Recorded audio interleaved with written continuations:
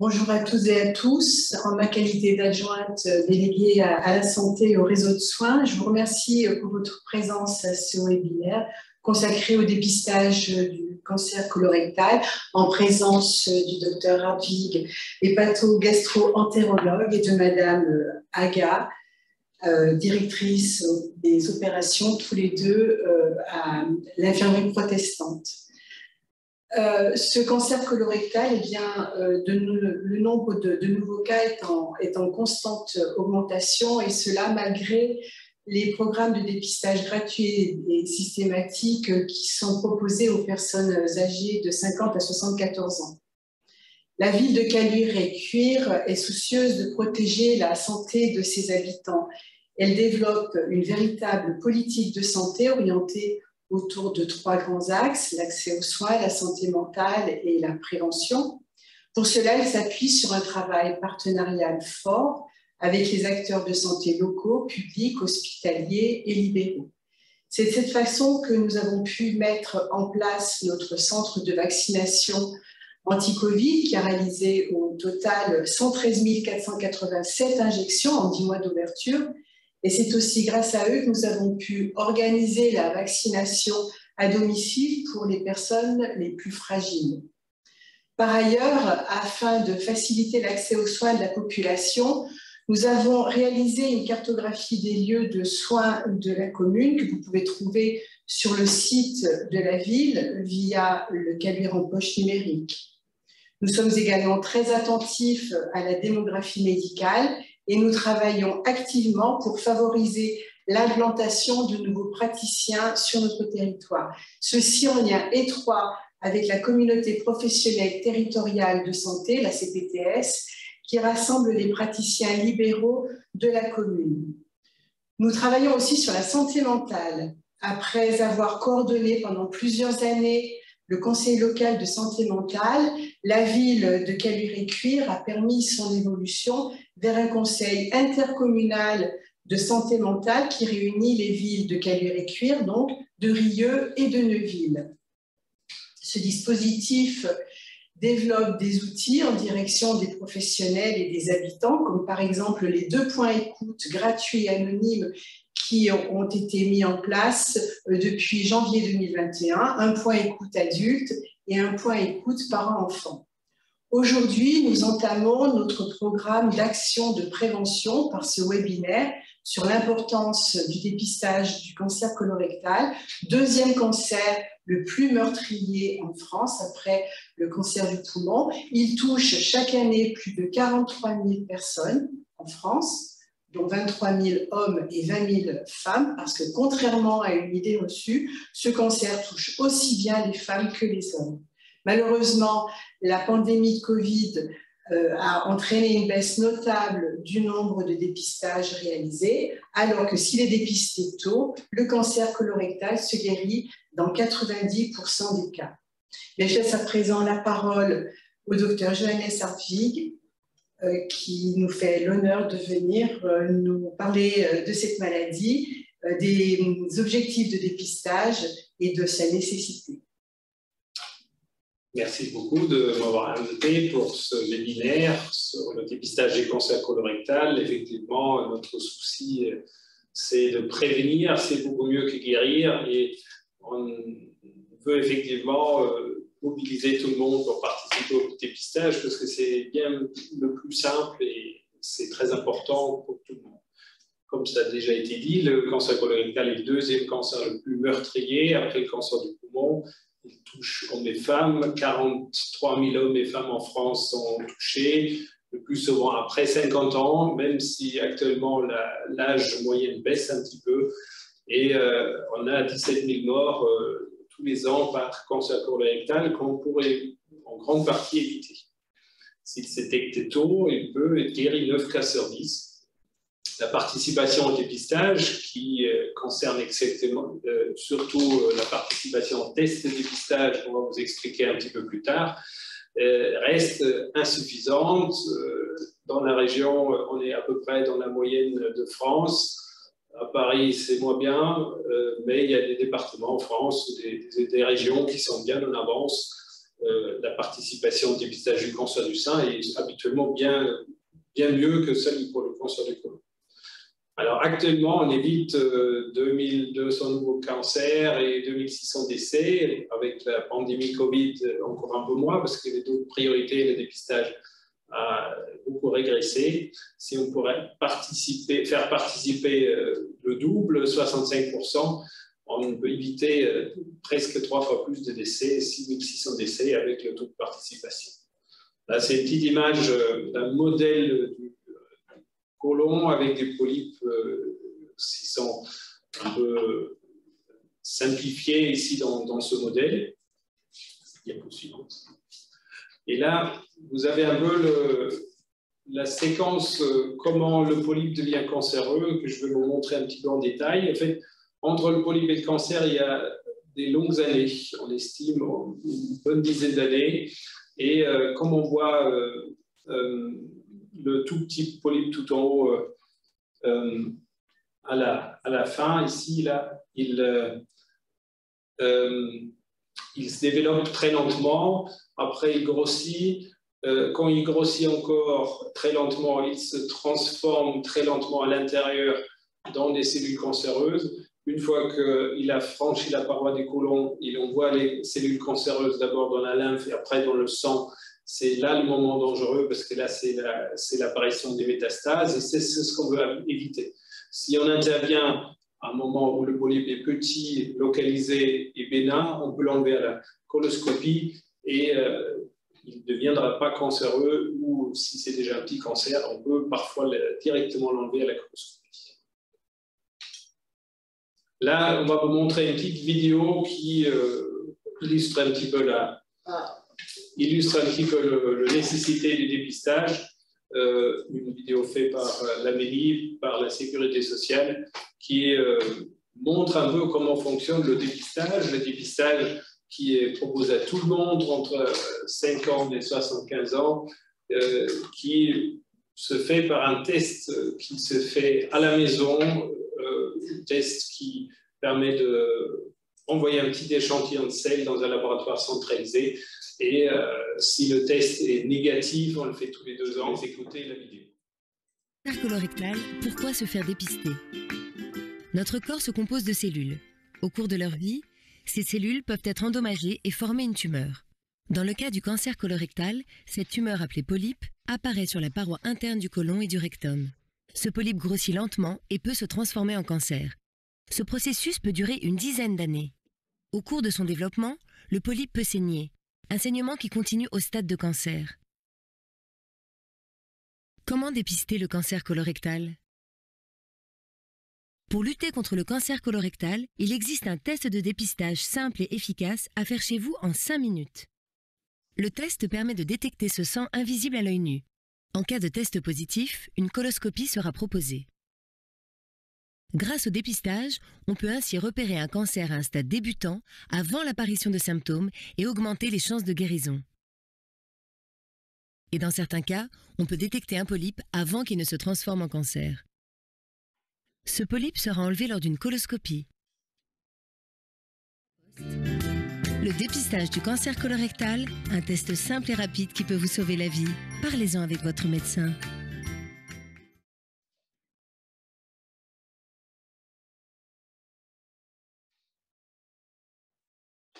Voilà, alors vous avez bien compris. On cherche les traces de sang dans les selles, invisibles à l'œil nu. Le test qui se fait tous les 2 ans, à partir de 50 ans, chez tout le monde, qui n'a pas de symptômes, qui n'a pas de personnes dans la famille qui ont déjà eu un cancer ou des polypes, est négatif chez 95,5% des cas. Ça veut dire que le test n'a pas détecté de saignement et du coup, dans ces cas-là, on refait habituellement le test tous les 2 ans. Le test, c'est votre médecin généraliste qui vous le donne. On peut aussi le demander directement sur le site du centre de dépistage. Si le test est positif, c'est ce qui est le cas chez 4,5%, ça signifie bien sûr pas qu'il y a un cancer, ça signifie simplement qu'il y a des traces de sang dans les selles et dans la très grande majorité des coloscopies qu'on va réaliser ensuite, on trouve des polypes qu'on veut enlever Et la très grande majorité, c'est des polypes bénins qu'on enlève à un stade précoce, comme je vous ai montré antérieurement. Alors, une fois de plus, le dépistage chez des gens qui n'ont aucun symptôme, aucun facteur de risque en particulier. Maintenant, il y a des cas où on fait la coloscopie directement parce qu'on pense que le risque est plus élevé et on craint qu'on passe à côté des polypes qui ne saignent pas, qui ne sont du coup pas détectés par le test. Dans certaines personnes, si dans la famille proche, frères et sœurs ou parents, quelqu'un a déjà été opéré d'un cancer du côlon ou quelqu'un fait régulièrement des coloscopies pour enlever les polypes, dans ce cas-là, le test n'est pas conseillé. Dans ce cas-là, il faut mieux faire la coloscopie, habituellement tous les 5 ans, ça dépend un peu de la taille des polypes, des choses comme ça. Si bien sûr aussi il y a des symptômes, ça veut dire des douleurs abdominales inexpliquées, des changements récents du transit, ou voilà, tout un tas de choses qui nécessitent une exploration. Là, le test n'est pas fait pour. Le test est vraiment un test pour les gens qui sont en bonne santé, qui n'ont aucun symptôme. Et dès qu'il y a un symptôme à explorer, bien sûr, vous demandez d'abord votre médecin. C'est mieux de faire la coloscopie et peut-être d'autres examens, mais ça sort un peu du cadre de cette conférence. J'avais une petite question. En fait, globalement, si éventuellement tu veux faire un test, en fait, il suffit d'aller chez son médecin traitant. Et tous les médecins généralistes ou traitants ont des tests dans leur cabinet? Effectivement, tous les médecins généralistes, ils ont le test disponible et le test peut être récupéré chez son médecin généraliste qui les a en stock.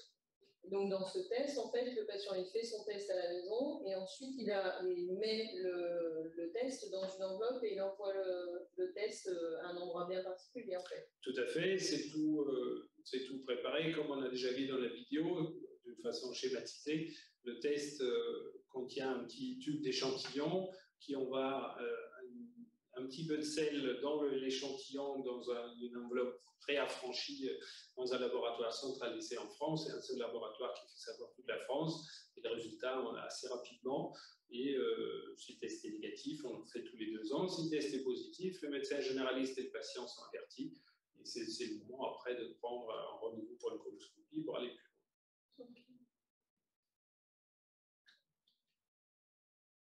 Alors là, c'est un peu pour vous expliquer la coloscopie. Alors là, c'est si effectivement le test est positif chez les 4,5%. Du coup, sur la gauche, vous voyez un peu un schéma du côlon qui fait un peu un carré autour du ventre avec la caméra, le coloscope qui peut voir déjà l'intérieur avec une espèce de câble qui passe à travers tous ces virages du côlon. L'examen se fait sous une courte anesthésie générale parce qu'il est habituellement douloureux. Il dure à peu près 15-20 minutes, c'est pas très long, et nécessite du coup une courte hospitalisation en ambulatoire. Du coup, on peut voir, et on a aussi des moyens de passer à travers de la caméra des petits instruments, comme vous voyez en bas à gauche. Là, c'est une anse diathermique, ça veut dire un petit instrument qui peut couper le polype que vous voyez schématiquement en bas à gauche. La photo au-dessus, c'est un polype comme on les trouve régulièrement dans l'intestin. Du coup, ce polype-là, on va l'enlever. Il va être analysé sous le microscope. Et après, on refait la coloscopie habituellement quelques années après, en fonction de la taille du polype. En moyenne générale, c'est à peu près 5 ans. Il y a des durées d'hospitalisation un peu plus longues si on enlève beaucoup de polypes ou pas? Le polype ne rallonge pas l'hospitalisation parce qu'il est habituellement petit et le patient sort au bout de quelques heures de surveillance en ambulatoire. Bon, ça, c'est une partie de l'équipe d'endoscopie, mais pas tout le monde. Et effectivement, on est prêt à répondre à toutes vos questions pour préciser ce détail de dépistage.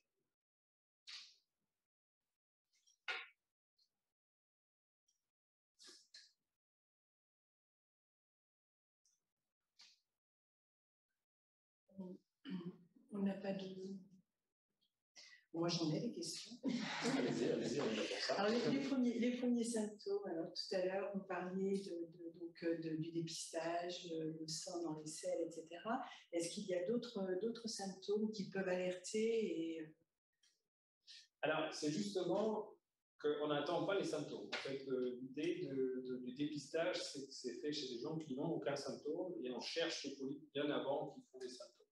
Si des saignements apparaissent, souvent ils sont infimes, invisibles à l'œil nu, et du coup le test justement détecte les traces de sang. C'est ce qui justifie en plus de faire la coloscopie derrière, enlever le polype qui a saigné, mais à cette taille-là où je vous ai montré sur les images, le polype ne fait aucun symptôme. Le cancer des côlons, malheureusement, est traître. Quand les symptômes apparaissent, souvent c'est déjà tard, voire trop tard, parce qu'il est souvent déjà assez gros, il peut faire une occlusion, il fait des saignements, et nous on veut éviter ça justement parce que malheureusement il est détecté souvent trop tard. On prend le devant, on n'attend pas les symptômes, le dépistage est systématique chez les gens qui n'ont aucun symptôme et qui sont en bonne santé. Alors donc, dans le cas de personnes qui ne fait pas de test, les symptômes sont souvent... Il est trop tard. Alors, effectivement, dès qu'il y a des symptômes, ça sort du cadre de dépistage. Dans ce cas-là, il faut explorer les symptômes, comme partout en médecine. Mais là, s'il y a des douleurs abdominales, des saignements inexpliqués, des changements de transit, quelqu'un qui a toujours un transit bien régulier, et tout un coup seul, sans penser pourquoi, elle mange toujours la même chose, il bascule de la constipation à la diarrhée, des choses comme ça. Dans ce cas-là, le test ne suffit pas parce qu'il n'est pas là pour explorer un symptôme, il est là pour quelqu'un qui n'a justement pas de symptômes. Là, on fait la coloscopie directement. C'est pas obligatoire qu'on trouve quelque chose, mais ça nécessite une exploration plus approfondie. Est-ce que notre alimentation, qu'est-ce qui est propice à l'évolution de cancer colorectal? Alors, on ne le sait pas bien. C'est toujours inconnu malgré des dizaines d'années de recherche. On pense qu'éventuellement, mais à l'échelle d'une population, pas individuellement, que la viande rouge joue un rôle pour le cancer du côlon, la consommation excessive d'alcool peut-être aussi, mais ce n'est pas si sûr que ça. On sait que dans le monde, le cancer du côlon est fréquent en Europe, en Amérique Nord et Sud. Il est beaucoup plus rare en Asie et en Afrique. Même en Afrique, ce n'est pas tout à fait la même espérance de vie, donc on a un peu de mal à comparer. On sait aujourd'hui que probablement une alimentation riche en fibres, 7 fruits et légumes par jour, l'alcool modéré, pas plus que 2 verres par jour et pas tous les jours. Enfin bref, ça protège de tout un tas de maladies. Mais on ne sait pas exactement quel aliment peut le faire. Du coup, on se rabat à nouveau sur le dépistage qui est le seul moyen de protéger. Il n'y a pas de médicament non plus qui, pour l'instant, d'une façon certaine, peut empêcher la formation des polypes. On s'est complètement axé sur le dépistage parce qu'au fil des années, on a très très bien compris que le cancer des côlons arrive pratiquement toujours des longues années avant avec un polype bénin qui se dégrade petit à petit et qui peut être détecté par les mesures de dépistage. Donc, on n'a pas beaucoup d'informations sur les facteurs de risque. Alors, le facteur de risque, c'est essentiellement, la deuxième partie, c'est le risque familial. Dès que dans la famille proche, quelqu'un a un cancer du côlon, un frère, une sœur, ou les parents, là, le risque est plus élevé et dans ce cas-là, on fait la coloscopie régulièrement. Après, il y a certaines familles plutôt rares où il y a vraiment une maladie génétique avec un gros risque de cancer du côlon, mais ça ne concerne pas beaucoup. Et une partie génétique et voilà, une partie un peu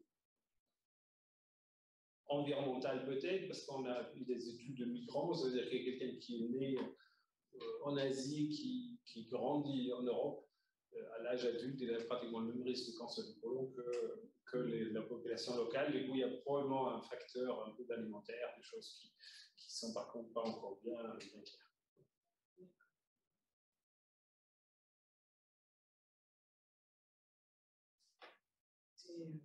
Il n'y a pas d'autres questions? Écoutez, je crois qu'on va en rester là. Je vous remercie, Dr. Parati, pour nous avoir apporté toutes ces informations-là, en espérant que ça permettra à toutes les personnes qui nous regardent de se précipiter vers leur médecin si elles ne le font pas habituellement pour demander un dépistage. Merci. Merci.